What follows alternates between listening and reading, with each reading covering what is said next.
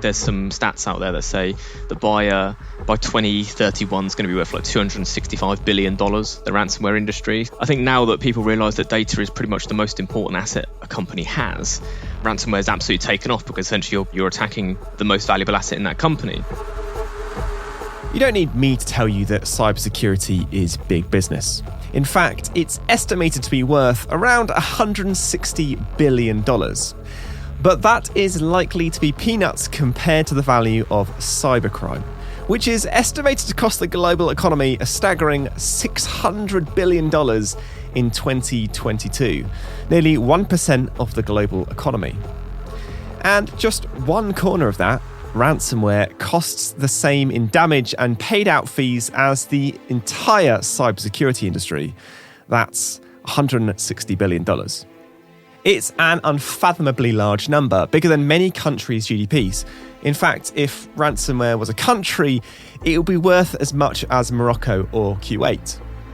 Which is why it's not entirely surprising that ransomware is no longer the preserve of shady criminal gangs. Actual nation-states are getting in on the act as well.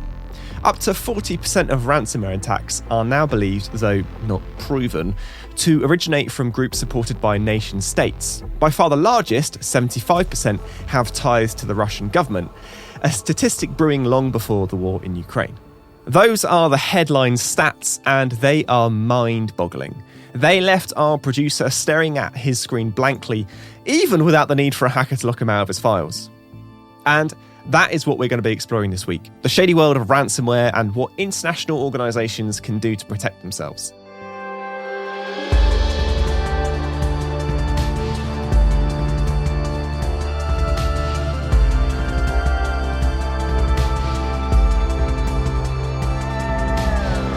You are listening to Technology Untangled, a show which looks at the rapid evolution of technology and unravels the way it's changing our world. I'm your host, Michael Bird. Ransomware is not a new technology. Not to give too much away about your host here, but the first attack originated pretty much when I was born, around the late 80s, which I promise is a coincidence. So back in the days of pink and yellow neon, The Simpsons being groundbreaking, and mobile phones that needed backpacks, you couldn't just sneakily tap into a business's network via dial-up internet. Apart from anything else, it would take about 2 days.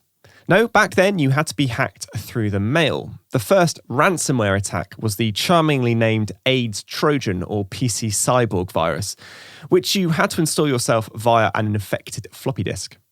Your files were locked and your computer would display instructions which required you to write a check.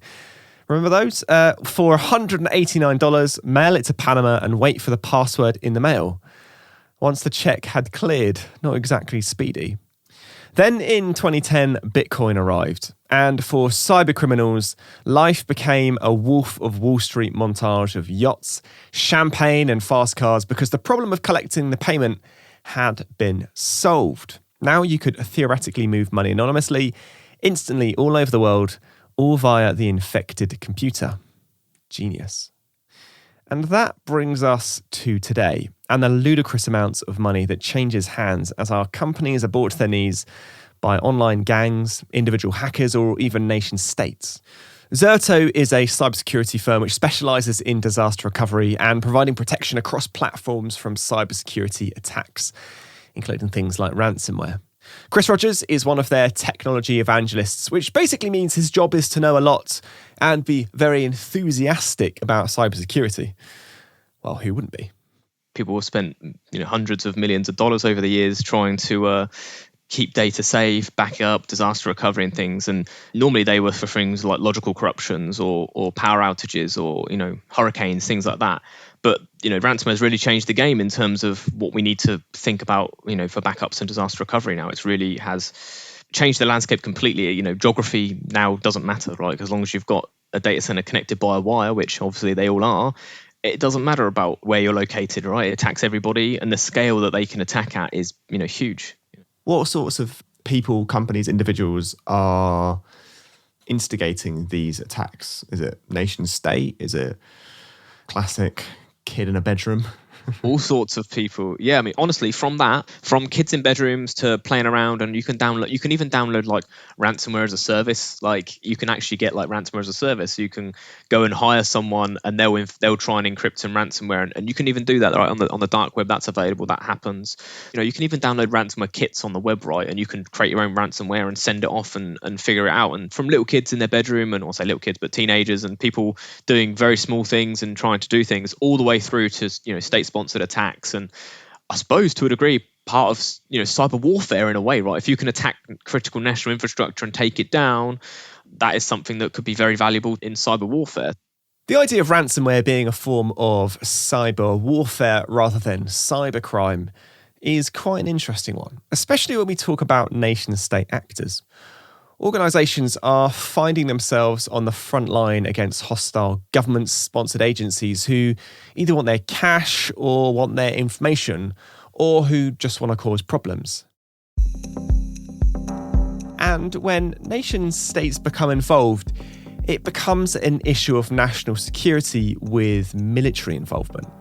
Hi, I'm Bobby Ford, Chief Security Officer for Hewlett-Packard Enterprise. The timing for this conversation could not have been better because this week, I don't know if you read, but this week in Washington, D.C., there are senior government officials from around the world that are taking part in a second summit entitled Counter Ransomware Initiative.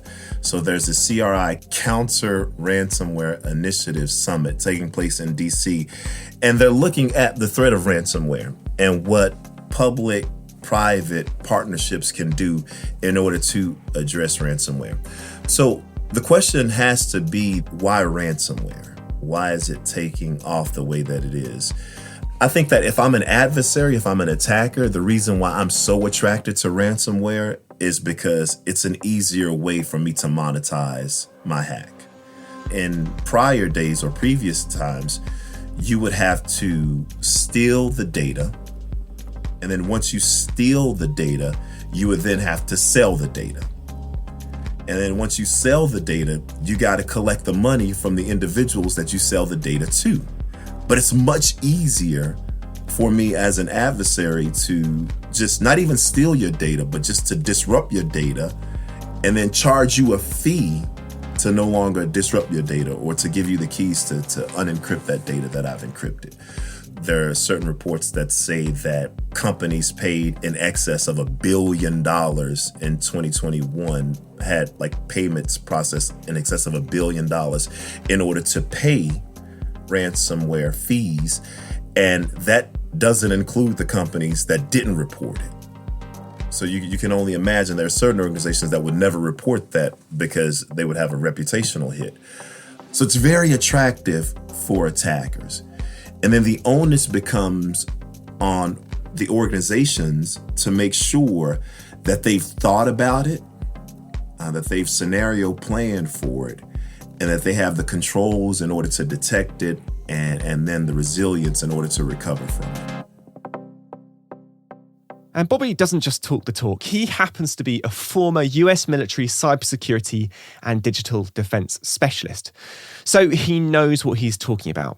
One thing's for sure, the sums of money involved are large enough and the stakes high enough for the potential victims that it's worth the hostile players investing a huge amount of time and resource into bombarding or quietly raiding their enemies to whittle down their defences before attacking in force when a weakness is exposed.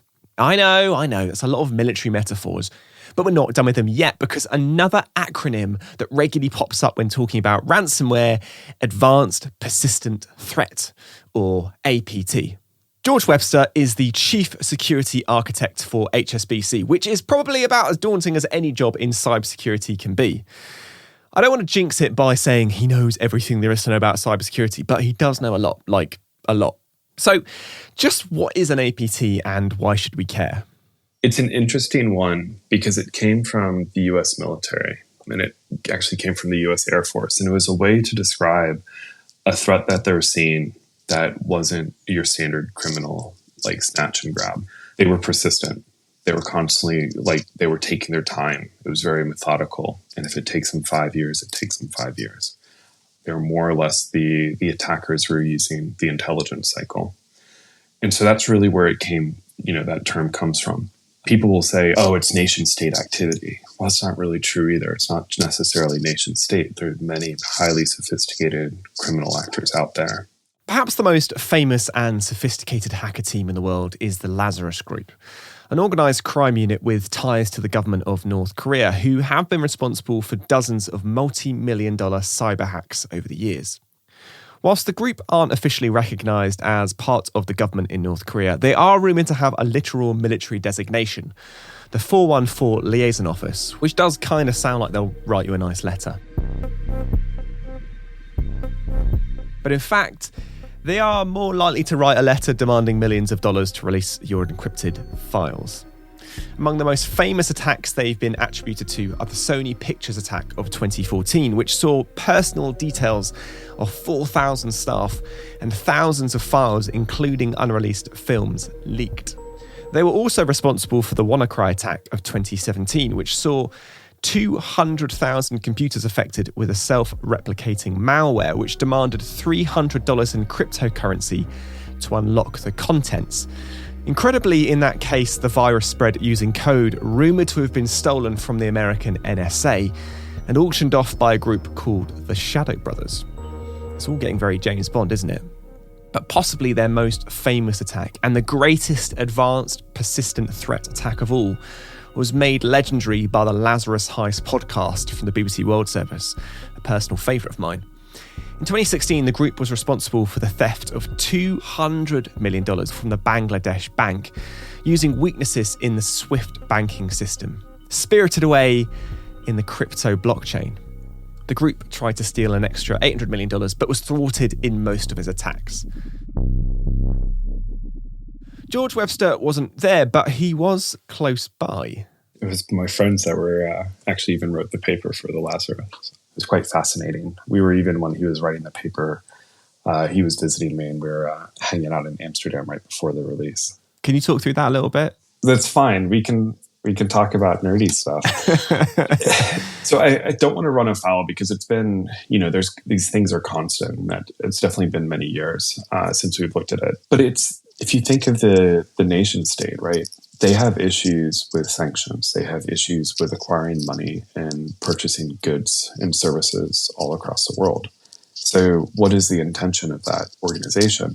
Well, they're definitely advanced persistent threat, and they are trying to capture and receive money because they have to. So that one was interesting in the sense of you look at what did they end up targeting and how did they actually go against it? Well, they did a bunch of ransomware, and that was, challenging because then, it's not, I take the money and I put it on the blockchain, right? Blockchain is an immutable ledger. You can trace all activity, and it's not that difficult to do so. So then you have the challenge of how do you have mules, right? How do you move the money? These things are centuries old, these methods. You still have the same problem, whether it's in cyberspace or, physical.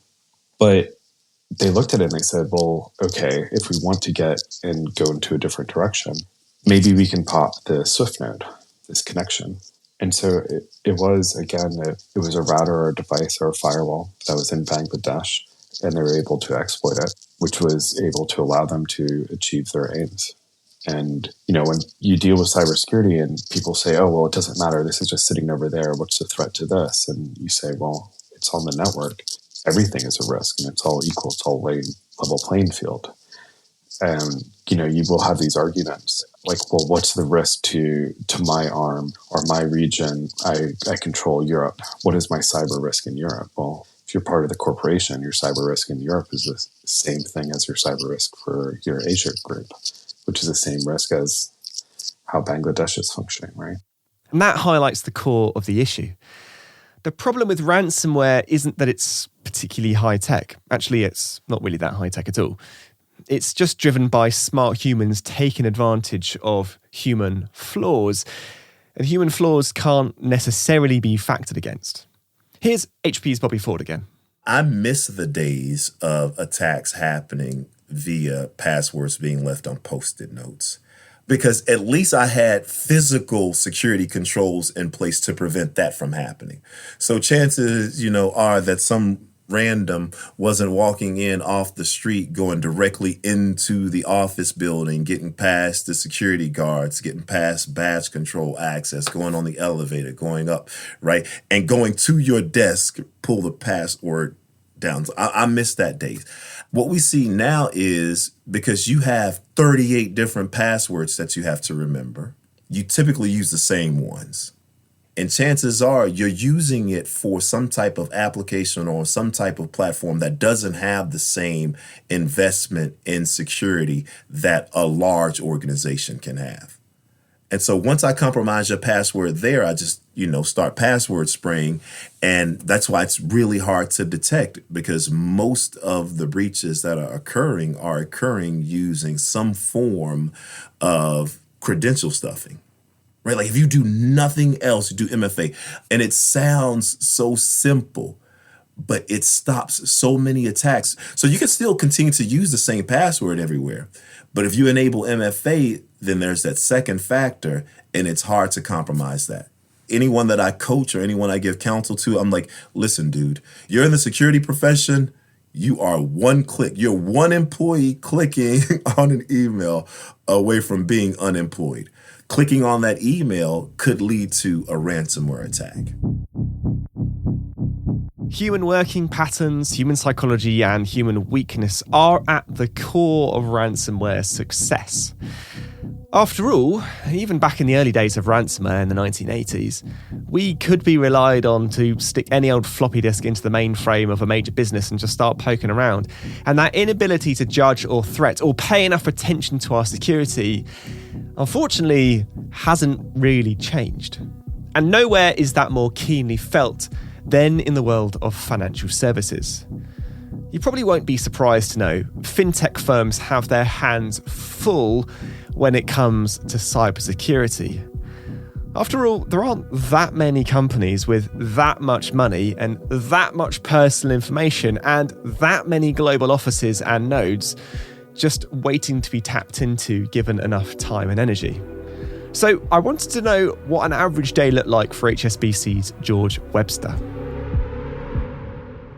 Our office is tasked with identifying how do we build certain capabilities, tools, products, and services, and how do we do it securely, but also allow it to be done at pace. The fintech sector or the finance sector is kind of crazy, right? There's that old saying of it was like a bank robber, and he was asked why did he rob banks? And his response was, well, that's because that's where the money is. So a lot of the finance and the fintech sector, it really is everything and everyone. And the larger you are, the more people come your way. It's pretty constant and it's pretty full on. The major threats, it's everything. We come across pretty much everything. So cybersecurity in the fintech sector, what are the major threats that you're seeing at the moment? I can't really say that we've seen many shifts in the actual threats in the threat landscape. But what you have seen with the pandemic is a lot more people are working from home. So how do you control that risk? For instance, if everyone's remotely at home, you can't just assume that they're safe because they're in the office. So how do you secure that remote connection? Because when you talk about security, right, it's everything across the stack. So, how is something coded in an application to how is something input into an application, all the way down to that piece of hardware where that application lives or the customer interacts with. And then you have your operations teams, which are constantly scanning and monitoring and trying to secure the estate and remove threats.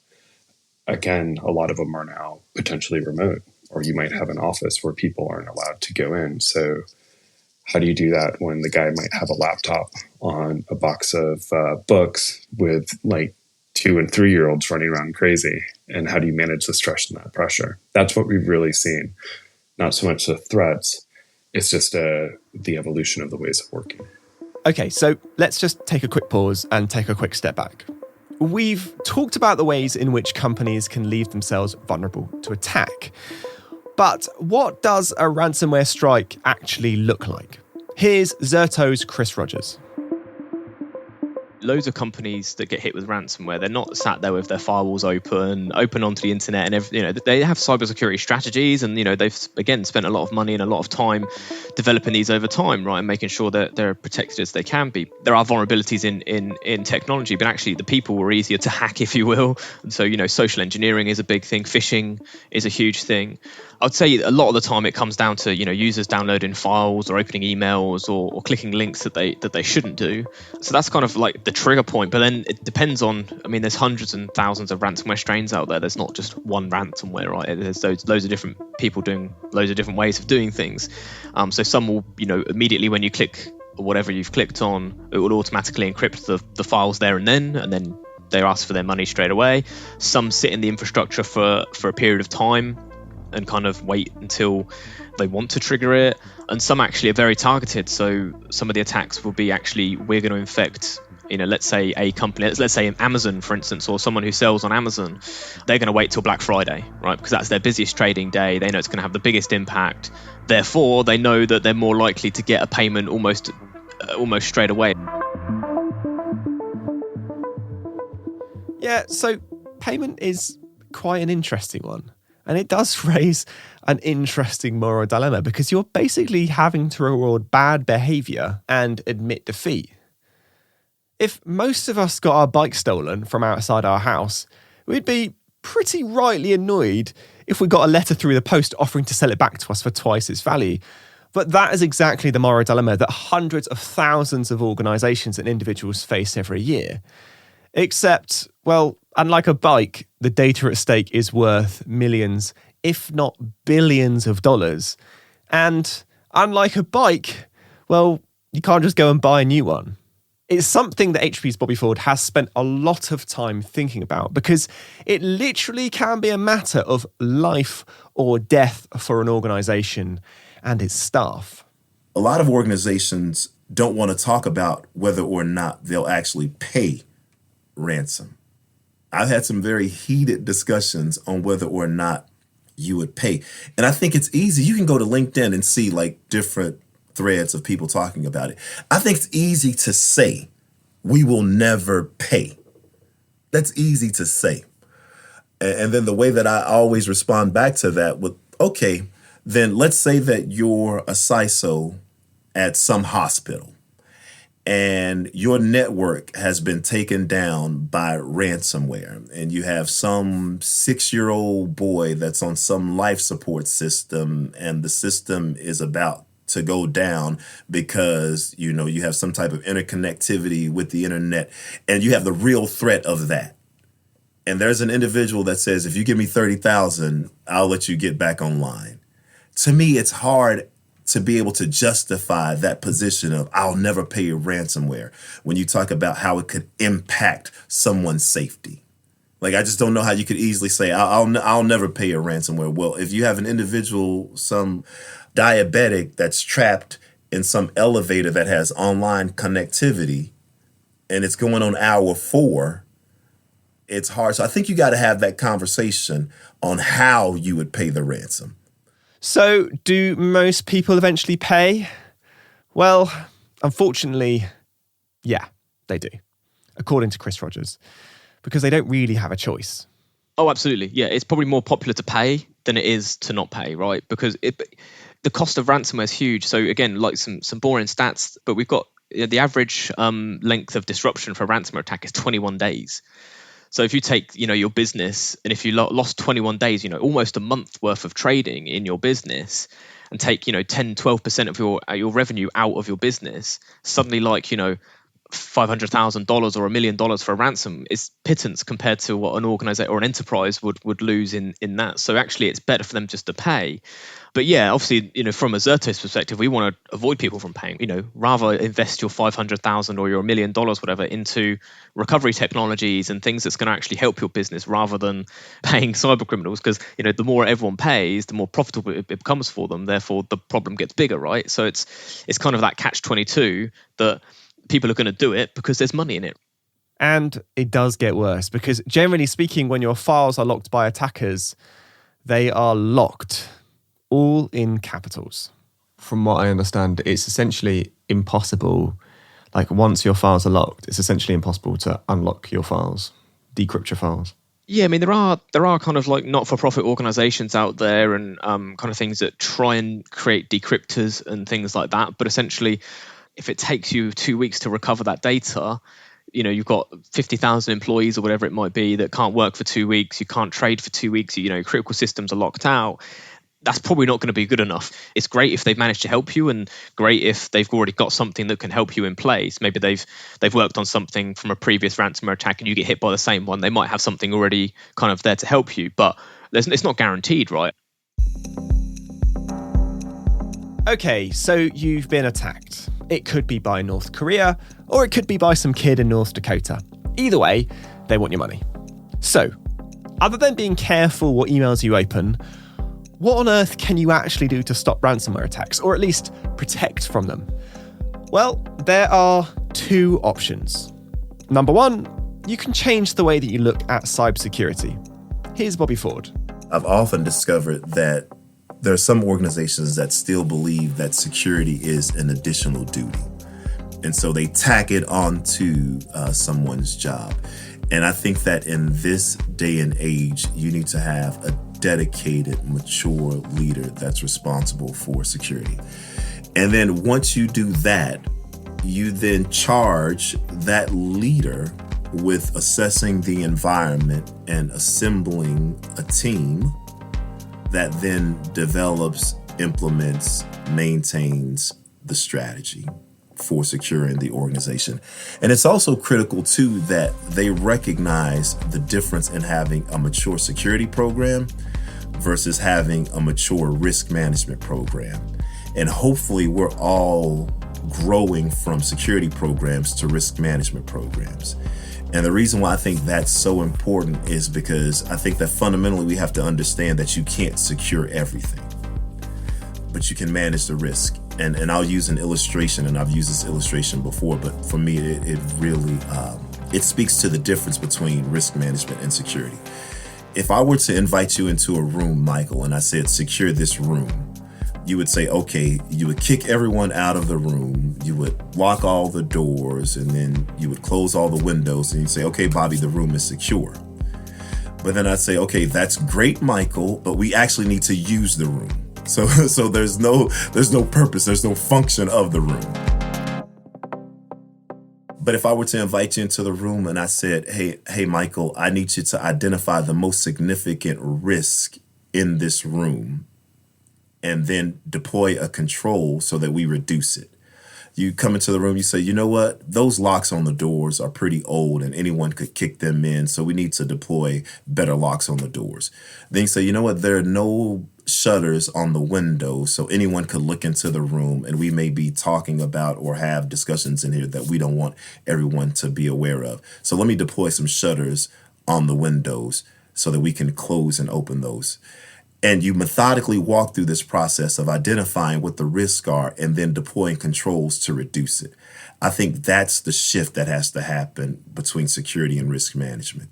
Whether it's ransomware, whether it's credential stuffing, whether it's proper email protection, whatever it is, unpatched servers, whatever it is, you're working through that equation of what's the most significant risk. And the only way you can get to that equation of what's the most significant risk is it has to happen at the intersection of business intelligence and threat intelligence. And what we do mostly in the security world is we focus on threat intelligence, and that's only one half of the equation. So the first option is threat analysis. Number 2, the second line of defense is to back up your data, which does on the face of it sound pretty obvious, but it's not quite as simple as Zerto's Chris Rogers explains. What's the strategy to protect your organization from ransomware attacks? Presumably, if it's all connected on the same network, the ransomware could be smart enough to try and hunt that thing out and find it, hunt your backups out and find them. So, I don't know, do you have to have it disconnected from a network, have it on a tape, use a tape drive somewhere and store the tapes? And it's a bit of a difficult one, really, because downtime causes problems for people. So if you have things on a tape, right, and it's stored in an offsite vault somewhere, and you do get hit with ransomware, that tape won't get hit, but the time it takes you to go get that tape, bring it back on site, restore it, recover it, it could be looking at days to get that data back up and running, right? Which probably causes just as much disruption and just as much downtime as the ransomware does. So you're kind of accepting the fact that using tape, you're going to have these long delays, right? And I think one of the biggest problems with tape in general is people don't spend the time testing their recovery enough, because it is hard to do, right? So one thing that we can do is, we can use we can diversify our data portfolio a little bit. So we can store data in different formats in different places. So for instance, if we've got an on-premise vSphere site or VMware site that we have is our production site, we can have a secondary site that is also our vSphere traditional two-site setup. But then, like with Zerto, for instance, we can also replicate out into a public cloud environment as well. And that means if the ransomware goes after those infrastructure components, the ransomware is not going to go and attack the components in a public cloud, because they're stored in a different format.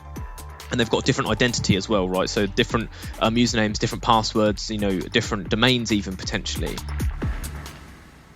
But also immutability is a big one. So it's a kind of a word that's come around in the last, probably 5 or 6 years realistically.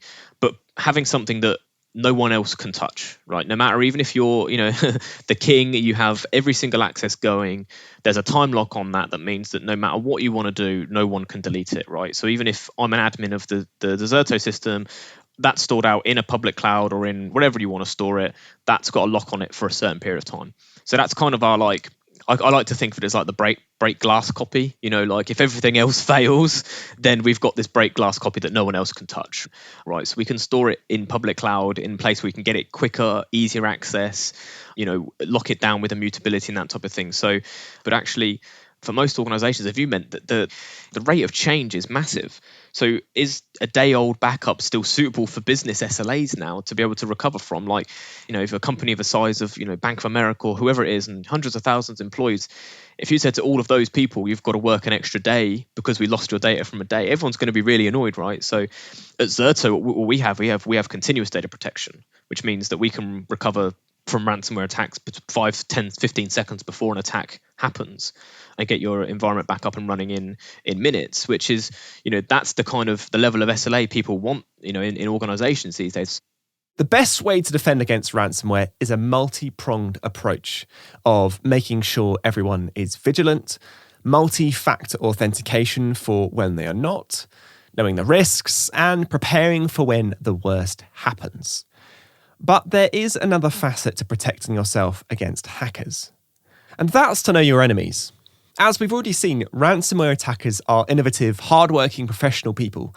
They aren't generally that sort of stereotypical basement-dwelling hermits, though we're not judging anyone's living arrangements, just their criminal career.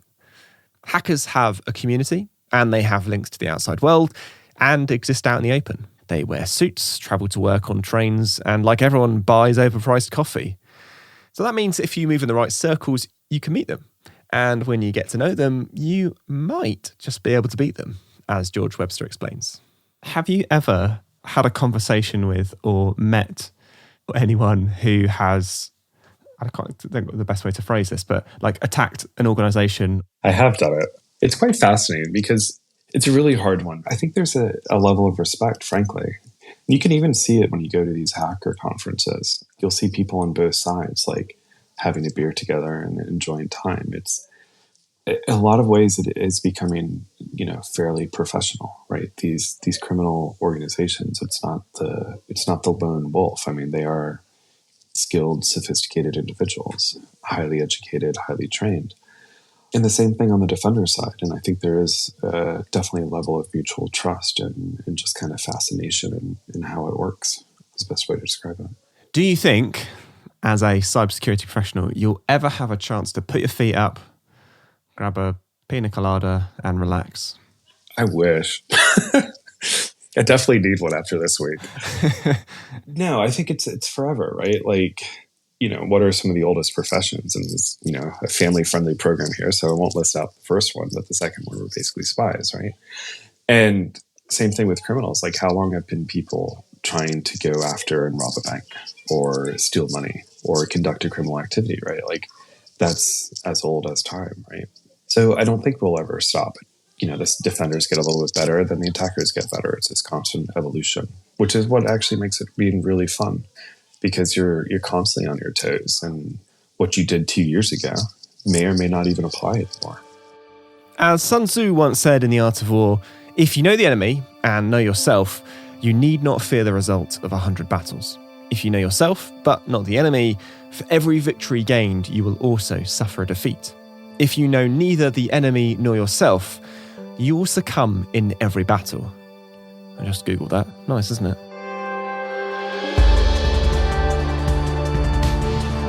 You have been listening to Technology Untangled. I'm your host, Michael Bird, and a huge thanks to George Webster, Bobby Ford, and Chris Rogers. You can find more information on today's episode in the show notes, and this is the 7th episode in the 3rd series of Technology Untangled, and it's good to be back. In the next episode, we'll be looking at big data and the importance of insight, so be sure to hit subscribe on your podcast app of choice so you don't miss out, and to catch on the last 2.5 series.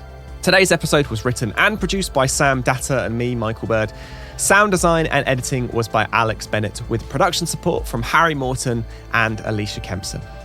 Technology Untangled is a Lower Street production for Hewlett-Packard Enterprise.